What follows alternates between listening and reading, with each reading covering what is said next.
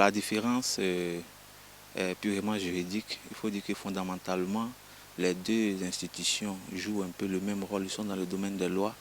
Mais il faut dire que le Sénat, c'est la chambre haute, tandis que l'Assemblée nationale, c'est la chambre basse. Mais il faut dire que ça va dépendre aussi des systèmes, comme on appelle, du régime présidentiel.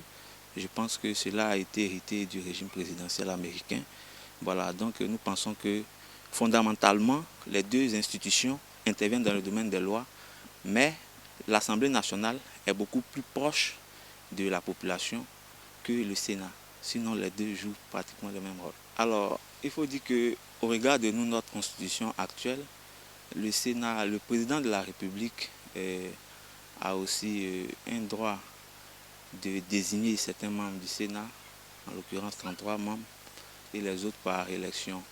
Et cela dit, c'est pour que les lois qui seront votées soient en tout cas d'une très bonne clarté, d'autant plus que après que l'Assemblée nationale votera la loi va impérativement passer par le Sénat avant que cette loi-là ne soit, comme on appelle, promulguée.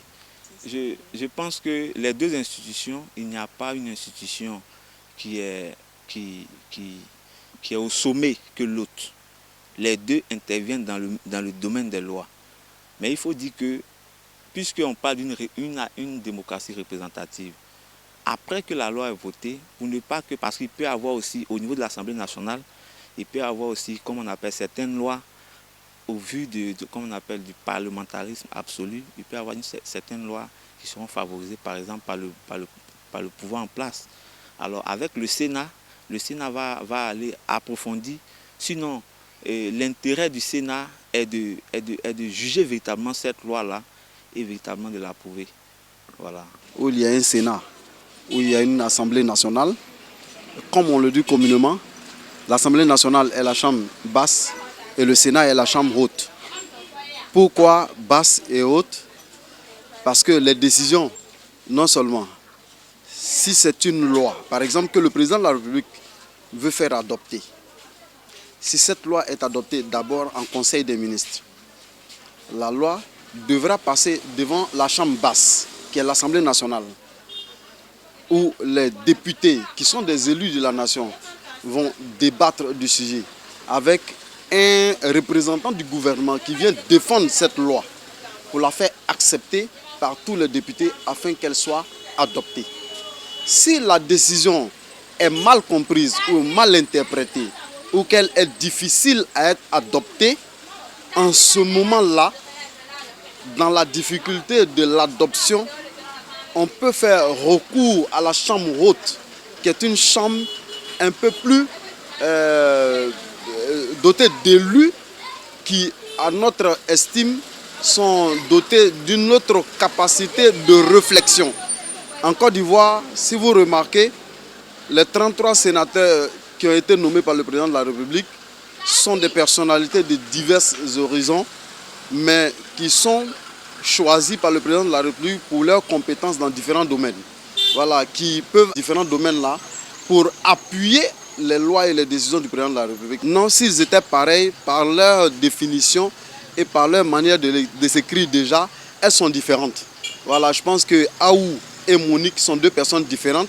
Donc la Chambre basse de l'Assemblée nationale et le Sénat sont carrément des institutions différentes et chacun fait son travail pour le bonheur de la population et pour toutes les décisions qui seront prises pour le bonheur des citoyens de la Côte d'Ivoire, pour que ça rayonne sur l'État de Côte d'Ivoire.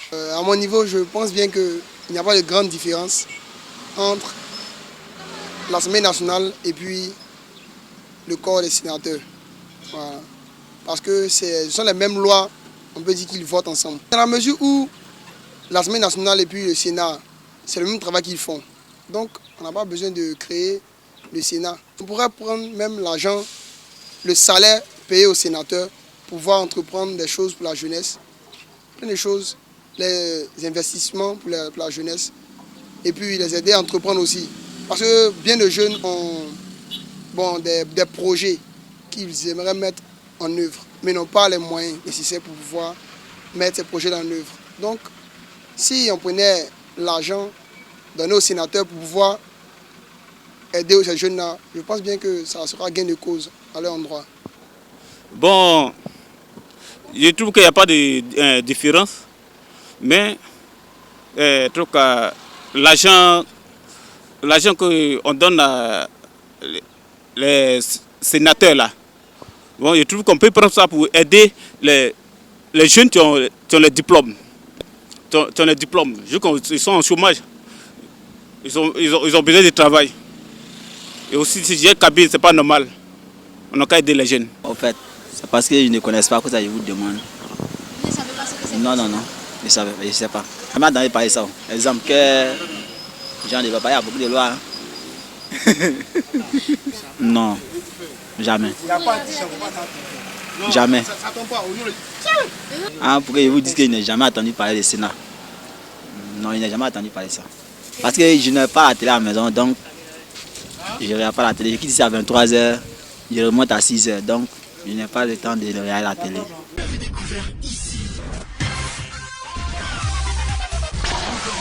Que vous avez découvert Ivoire TV.